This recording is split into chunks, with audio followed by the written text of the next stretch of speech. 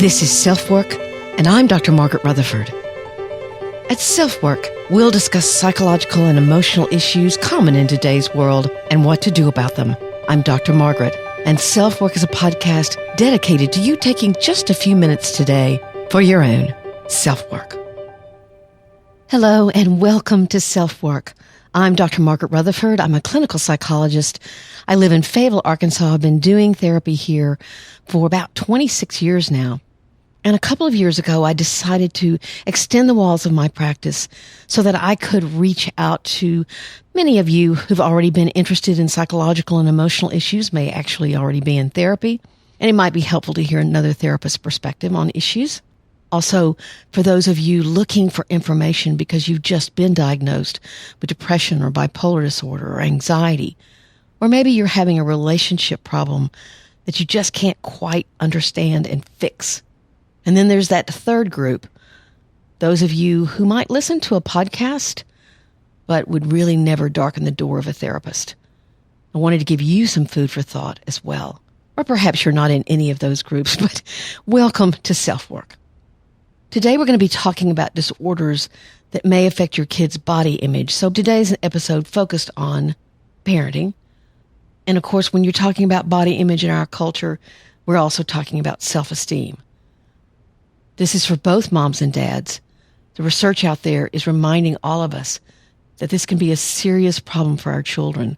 There are 3 major disorders that can give lots of confusing messages: anorexia, what's called orthorexia, and exercise addiction. There's a lot of info here, so hold on tight and we'll go through all of it. I don't include obesity here. I don't keep up with that research. I know it is a huge field in and of itself. And of course, those kinds of behaviors with food, overeating, not seeing food at all as nutrition, or simply being so strapped financially or time-wise that you end up eating fast food more with your kids than anything else. And maybe I'll do another episode on that, but I would have to really look at the research carefully. Whereas I have many more people with these kinds of disorders that come in my office door. Then I'll offer 7 vital lessons or steps that you can take as a parent to help prevent these disorders from happening. Our listener email is from a woman who emotionally broke down at work and didn't understand what could possibly be happening, and she's mortified that it had happened at all. So today we're talking about anorexia, orthorexia, and exercise addiction, and that if you struggle with any of that, how it can affect your child.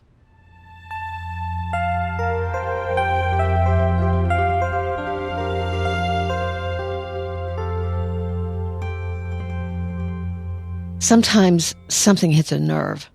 And a few years ago, there was a Dove commercial that caught my attention. I'm going to actually embed the Dove video into the show notes, so you might go take a look at it there. But what Dove was talking about, how mothers might unintentionally give painful body image messages to their daughters. And it really shocked me. The subject of the video was moms talking about what they liked or disliked about their own bodies, while stating with assurance that they'd only taught their daughters positive messages about their own. The daughters, interviewed separately, were asked the same questions, and they wrote down their answers. The result, when the daughters showed their mothers what they had written, the daughters mirrored their mother's criticism of her body almost exactly. If mom didn't like her nose, daughter didn't like hers either. She didn't like her knees, the daughter didn't like her own knees. The mother's surprise and sadness was palpable. What they had honestly tried to prevent, they were creating in their daughters: self-consciousness and even self-loathing. The video stuck with me, and I mentioned it to many patients who were struggling with their own image. On a more personal level, this video brought back some of my own memories. I was actually incredibly relieved when I had a son. I was petrified that I would send the same messages to a daughter that had been passed down to me from my own mother, because the body image messages I got from my very loving mom were nearly all wrong. I ended struggling with anorexia. So let's talk about what anorexia is. There are 2 forms. There's the binge purge type. This person struggles with eating and will often purge or make themselves throw up. after eating. This alleviates some kind of fear of gaining weight and offsets some of the guilt of having eaten forbidden or highly restricted food. They don't have to make themselves throw up. They could also purge by exercising excessively or abusing laxatives. I had a friend who would literally get up at 3 o'clock in the morning, every morning, and walk on her treadmill until 7. That was also purging. Then there's the restrictive kind of anorexia. This person is often perceived as highly self-disciplined. They restrict the quantity of food, calories, and often high-fat or high-sugar foods. They consume far fewer calories than are needed to maintain a healthy weight, although you will hear them say, "Oh, I'm just a healthy eater." This is a heartbreaking form of self-starvation. Both these classifications of anorexia reflect an irrational fear of weight gain and abnormal eating patterns. And actually, more people die from complications from anorexia than any other mental illness. I'll talk a little bit more about my own story of development of anorexia. My mother limited her eating a lot and often frequently told me that Southern ladies don't eat everything on their plate. She also said to me once, when I was 21 and I weighed 101 pounds, I was 5'4" at the time, I've shrunk. My mom said, "You've never looked better." And yet I'd had double pneumonia that year, twice. I was really in trouble. And then there was another incident where my mother sat me down. After my first marriage, I had gained a whopping 8 pounds, up to 120 at that time. And my mother sat down and said, "You just have to do something about yourself." Now, my mom had never, ever confronted me, which was a problem, about some of my other behaviors, which, believe you me, were very confrontable. But it was this issue: you're out of control. So what effect did all this have on me? I developed full-blown anorexia in college. There was the 101 pounds. I didn't allow out-of-town friends to visit before I got married because I'd gained 3 pounds since I'd seen them. I sought diet pills in my later 20s after my conversation at the breakfast room table that left me so hyped up I felt like I was practically flying. I starved myself before trips home, knowing my body would be quietly assessed. I tried to act like none of this got to me. Now, my mom was caught in the same trapped thinking. Without a doubt, she did not mean to hurt me. She wanted me to feel attractive, have great self-esteem, and catch a man. That was the culture in which she was raised, and she knew nothing else. So how many people suffer from these eating disorders? You might be surprised to find out that at least 30 million people of all ages and genders suffer from an eating disorder in the United States. So let's look at 2 other eating disorders that are growing in prominence. They are orthorexia and excessive exercise. So what is orthorexia? It's a common co-occurring eating disorder, meaning that it can often go along with other kinds of body image and eating disorder issues. There is a fixation or desire to eat only healthy foods or to avoid entire food groups. People suffering with orthorexia have their own food preferences, foods they will eat and foods that they won't. They can feel isolated from or even superior to people who may consume the food that they themselves reject. The most common form of orthorexia is an obsession with healthy foods, never eating foods that contain additives, planning one's diet to the extreme to make sure that undesired foods and food groups aren't eaten. This, again, can look like healthy eating. Oh, I don't eat cheese, or, oh, I never put any salad dressing on my salad. No fats for me. And it's a huge sign that something is wrong. Let's move on to exercise addiction. A very common reflection of excessive exercise is prioritizing exercise and making it more important than anything, rather than including exercise in a balanced lifestyle. For example, if you continue to exercise when you're injured or sick, if you avoid social functions to exercise, if you adhere to a very obsessive or regimented exercise regime, all of that can be very excessive. And by the way, I have links in the show notes to all these problems. And guess what? For all 3 of these, anorexia, orthorexia, and excessive exercise, your kids are like little sponges. They're listening to everything you say and do. Let's not forget dads. What are children learning from their fathers these days? Boys as well as girls are bombarded with pictures of not only six-pack abs, but actors who seem to be fighting off aging with excessive exercise. Dad bods are seen as inferior. There's a term out there now, body positive dads.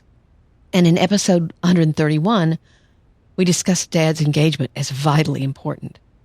Body positive dads are dads who feel good about the way they look. They talk about it appropriately. They're not obsessive about it, but they're just positive. You could have body positive moms as well, I guess. So let's talk about some things that will help you avoid passing along any negative body image thoughts or eating disordered thinking that you might struggle with.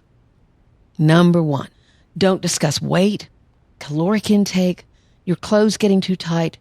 She'll be getting those messages from friends, social media, and society at large, and you don't need to reinforce them at home.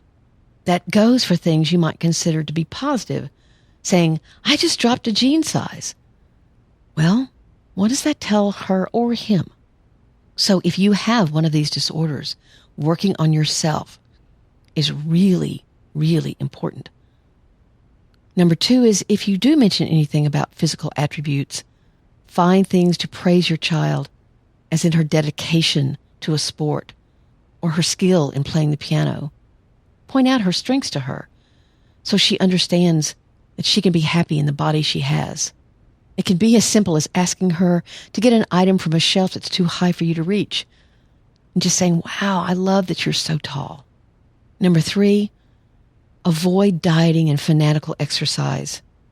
Healthy parents encourage activity as an enjoyable part of life, not as some form of punishment or weight control.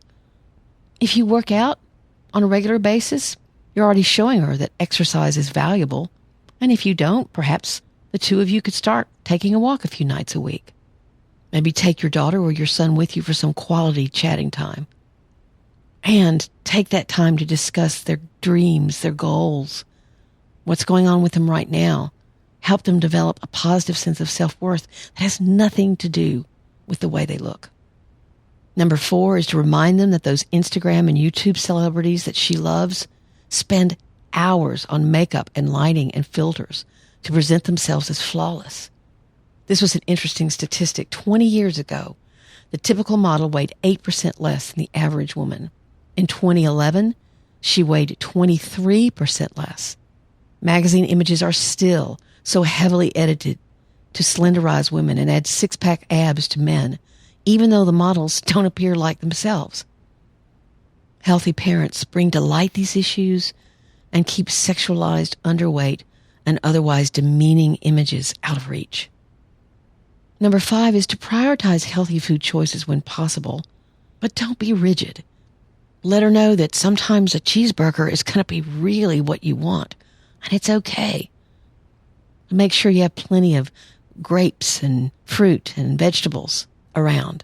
I remember my best friend at the time, her little girl came up and said, Mommy, I want a snack. And she was about 4. And my friend handed her a red bell pepper. And so after the child left, I said, a bell pepper? She said, yeah. I taught her that it was a snack. I taught her that it was something that was yummy. And that's what she wants. One of the studies that I looked at for this particular episode said that a vast majority of people who talked about what they fed their toddlers had included soda. That they give their toddlers soda instead of water or milk or even fruit juice. That's kind of astounding. Number 6 is perhaps not something you might consider, but tell both your boys and your girls that both genders are equal. A father's respect for women is one of the greatest gifts he can give his daughters and his children. Daughters learn what to expect from the opposite gender, and sons learn what to provide. And moms who have respect for their husbands show the same. So if you get with your girlfriends and all you do is diss your husband, and your child overhears, that's not a gift to give them. A little complaining is fine, but really, man-bashing isn't going to help your son feel good about himself or his body, nor your daughter. Now remember, you can't parent perfectly either, so forgive yourself if you say something body image related that you later regret. I certainly have done that given my history. And sure enough, I heard some of it with my son. But as he gets older, he's working through that himself. And again, the most important, and I mentioned it before, but if you have an eating disorder, if you have anorexia, orthorexia, or exercise addiction, please seek treatment and be open about it with your kids. Let them know that your own thinking and behavior aren't healthy, and model for them that it's okay to ask for help. After my mom died, many people would say to me, "Your mother was so beautiful, always so well dressed." Unfortunately, she never knew that about herself. You might be interested in hearing about the remains of my own anorexia. I certainly eat very healthfully now, but the eating disordered thinking sticks with me. I'll be picking toppings off pizza and explain to people, I don't like crust, and that's really not true. If I receive a compliment, thank you comes out of my mouth, but inside I think, if you could really see me, you probably wouldn't say that. When I see a picture of myself, the first thing I search out is if the little roll around my waist shows. If it does, I have to fight shame. And in that moment, I feel unacceptable. I've gotten better at saying, now, come on, Margaret. Come on. I confront those voices that are telling me I'm not acceptable and not valuable. I actively replace those thoughts. And so I'm winning this particular battle. One meal, one picture, and one compliment at a time. So I'm lucky. But many are not, and they remain miserable and obsessive about their body. No thin is too thin for them. And remember, anorexia kills more people in the United States than any other mental disorder, more than depression. It can govern your life.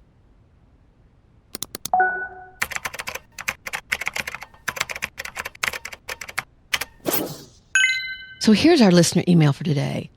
I must have written and rewritten this about half a dozen times. I've stumbled upon your podcast, something a lot of people say they stumble on my podcast, when I felt that I needed some positivity in my morning commute as I brace myself for another day. I can't tell you how much I've appreciated your insight and advice.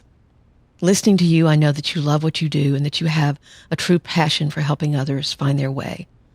So she thanks me. Now to the nitty-gritty. I'm a wife to a wonderful husband and mother to a beautiful and smart toddler. I've struggled with anxiety in the past and have seen 2 different therapists years ago, but I felt that neither was effective in helping. I figured, I've made it this long. Maybe I can just deal with it on my own. After the birth of my child, I felt that my emotions had been spiraling out of control. I've been able to manage my anxiety, but from time to time, I feel a panic attack coming, and I quickly try to distract myself with something else. Maybe it's the stress of a new promotion or the fact that my boss and I don't see eye to eye, but I find myself absolutely dreading just walking into work. Much of our future plan rests on the job that I have now, and I hold myself to very high standards. I have a lot riding on my shoulders. For the last few months, I'll find myself crying over the silliest things, and then it ends up being a long crying session that I justify. I just need to cry it out sort of thing. But today was a breaking point. At work, I broke down in tears uncontrollably and could not stop. I was mortified. And my boss kept saying, "Why in the hell are you crying?" And 30 minutes of tears passed, and there was no sign of stopping. She, still very confused at the situation, just told me I shouldn't cry and that I don't have to worry about my job. I thanked her and walked away from the office. I'm at a loss. I feel like I don't even know what kind of advice to ask for. I've thought about going back to therapy, but due to previous experiences, I feel some reservation. Is there anything that you can suggest as to what can I do if therapy is not the next step? I can't face my boss again, and I'm horrified as to what that crying spell could have done to my future in the company. So, what was my advice? This is a fairly complicated situation. First, I thank her for her kind words.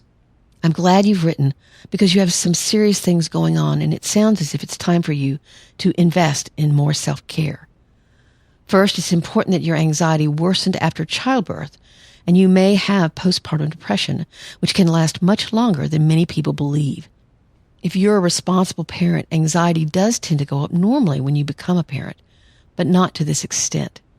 Some women believe if they have no trouble attaching to their infant or loving them, they couldn't have postpartum depression, but that's not accurate. Second, you feel this immense pressure and sound as if you feel trapped by what you do. Responsibility and maybe even perfectionism may be putting so much stress on you that you're emotionally breaking down. Or there could be something in your past that you've never recognized as important that you need to address its present impact. Something about becoming a mom or this current job is pulling at you unconsciously and triggering some old trauma. Third, I certainly hear that your boss's first reaction was for you to get a grip, and I understand your embarrassment. But being ashamed and maybe even worrying about the long-term effects isn't helpful right now. Nelson Mandela said once, and I'll quote him horribly, "Don't admire me for what I've done. Admire me for the times I've fallen down and gotten back up again." But what you have control over now is how you're going to handle things currently. Something's got to give, it sounds like to me. Either you need to find a way to decrease or change your work, your husband needs to step up financially, or you need to put the pressure off of yourself to buy a house, which she suggested to me, and I did include y'all in that. I can think of lots of ideas, but I definitely believe that you need to go to a therapist as soon as you can. You may have to ask around for someone who has the reputation for not just listening, but engaging you fully in an action plan of sorts. Or if he or she doesn't do that from the very beginning, look for someone else. Please advocate for yourself like you would someone else. My work on perfectly hidden depression may help you as well, which you can read on my website or listen to the podcast. The first ones are episode 3 and 4, and then they're interspersed throughout. She wrote me back. "What a beautiful start to my day. I know you've mentioned in your podcast that you respond to every email, but I didn't expect such a quick response. Thank you so much for taking the time to read my email and respond with your professional insight. I've listened to your podcast about perfectly hidden depression, and I definitely feel like I can identify. I feel almost unworthy of saying that I'm depressed. Maybe I needed an outside party to tell me that I could seek help because I couldn't justify it on my own."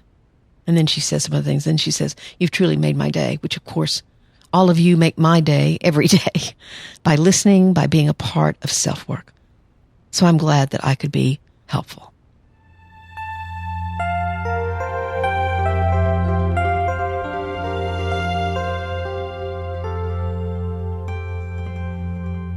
As I said a few minutes ago, you make my day by being here.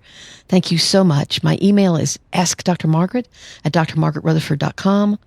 My website is drmargaretrutherford.com, and you can go there and subscribe, and you'll receive a weekly newsletter with my blog post and podcast for the week.